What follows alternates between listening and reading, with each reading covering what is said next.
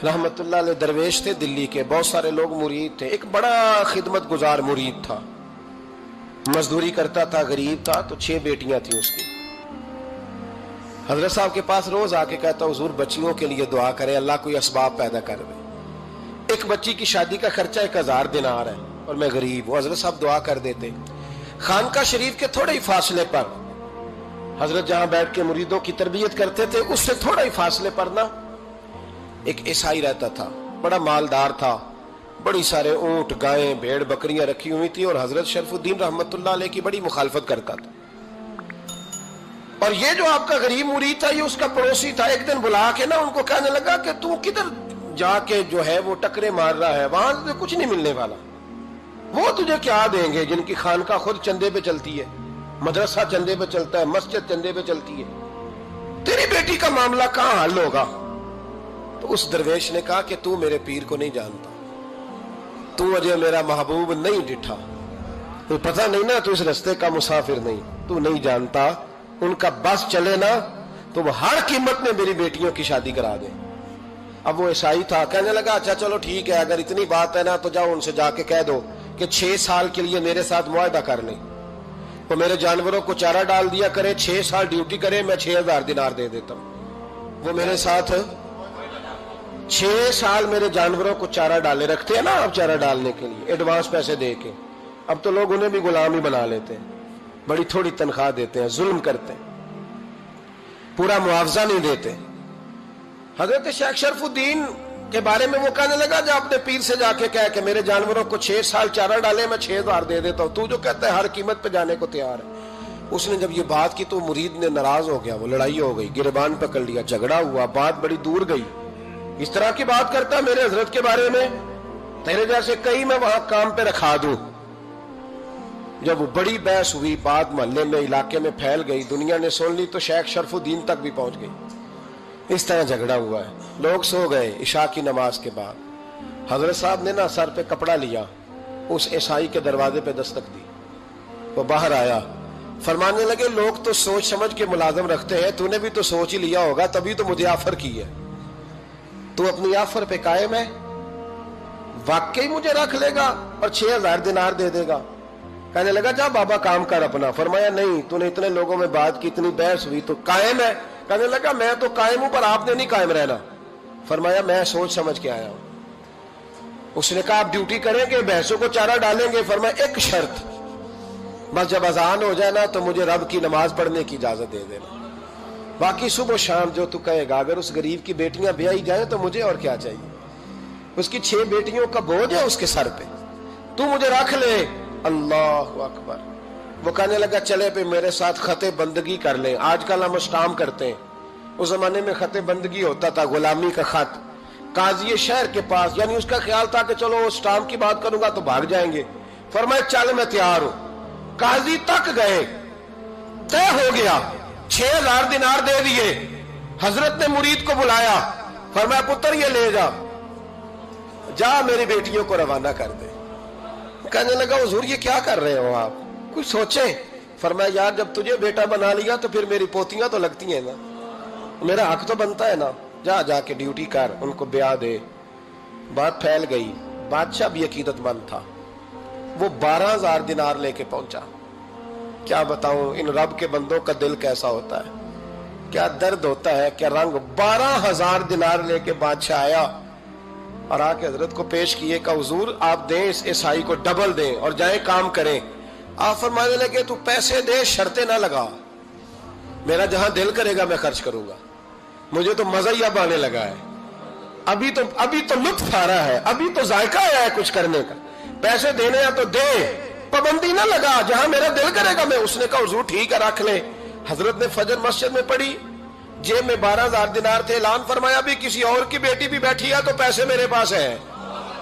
वो 12000 दिनार भी बांट दिया और 12000 दिनार बांट के ना तो फिर चले गए खेत में चारा काटने।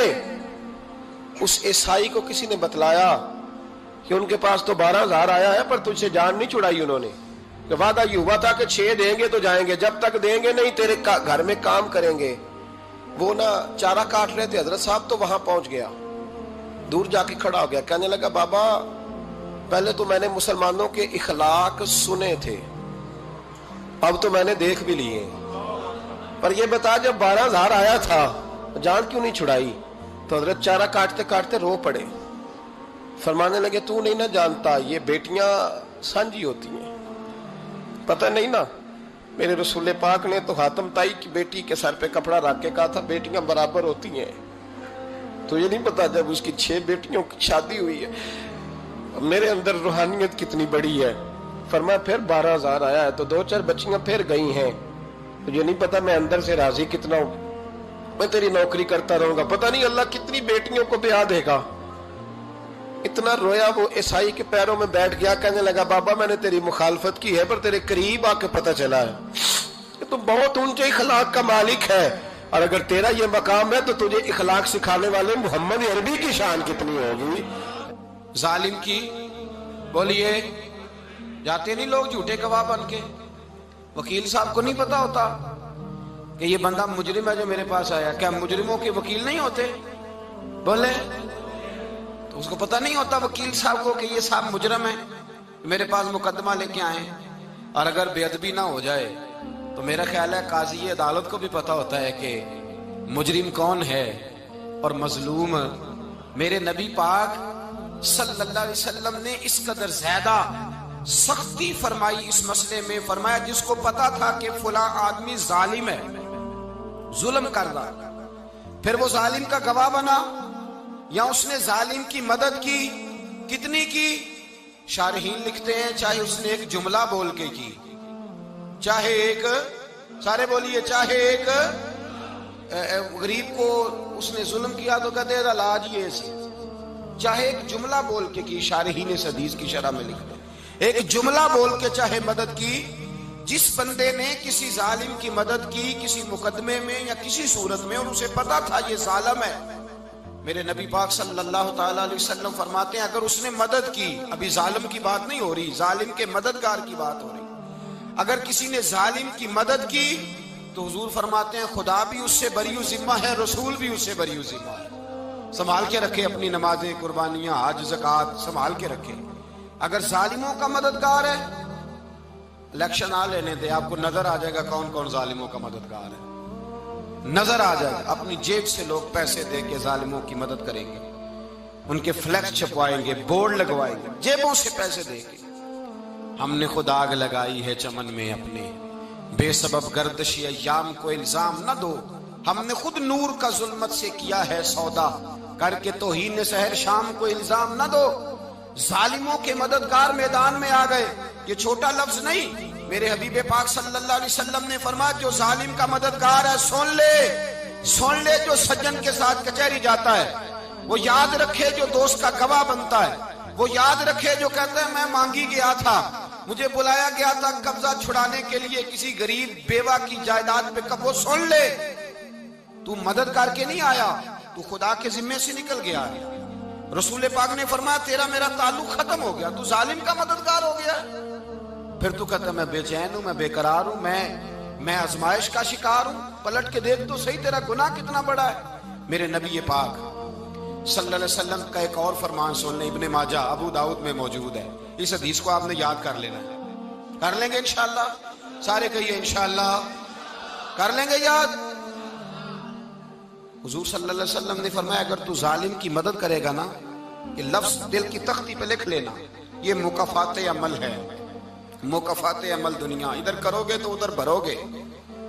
فرمایا اگر تو کسی ظالم کی مدد کرے گا، سن لے حضور کا فرمان ہے، اگر تو ابن ماجہ ابو داؤد سیاہ میں موجود ہے، فرمایا اگر تو کسی ظالم کی مدد کرے گا تو رب تعالیٰ مرنے سے پہلے تیرے اوپر بھی ظالم کو مسلط کر دے گا، تیرے اوپر بھی ایک دفعہ ظلم ضرور ہوگا اگر تو ظالم کی، وہ کسی صورت میں بھی ہو سکتا ہے، کسی صورت میں بھی تیرا بیٹا ہی اٹھ کے ظلم کر دے گا، تو الجھ جائے گا، کسی نہ کسی جگہ تیرے لیے تباہی کا سامان ہوگا، تیرے اوپر ظلم ہوگا، اس لیے کہ تو ظالموں کا مددگار ہے۔ چاہیے یہ تھا کہ تو مظلوم کی مدد کرتا، انسانی ایمانی یقین کا فریضہ سر انجام دیتا، تو ظالموں کا مددگار ہو گیا۔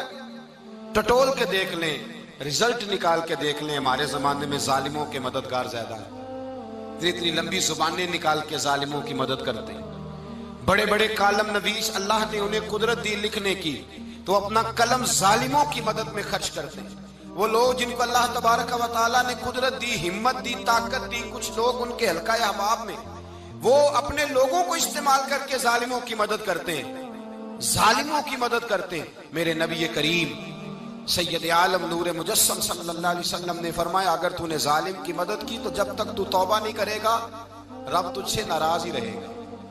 اللہ تجھ سے، او بھائی جس سے رب بھی ناراض ہو گیا، نہ کھانا نہ پینا نہ سونا نہ جاگنا نہ نیند، پھر تیری ہر چیز تیرے لیے آزمائش ہو جائے گی، پھر تیرا سایہ بھی تیرے لیے خوف کا سامان بنے گا، پھر زندگی جیتی جاگتی لاش بن جائے گی۔ تو اپنے کندھوں پر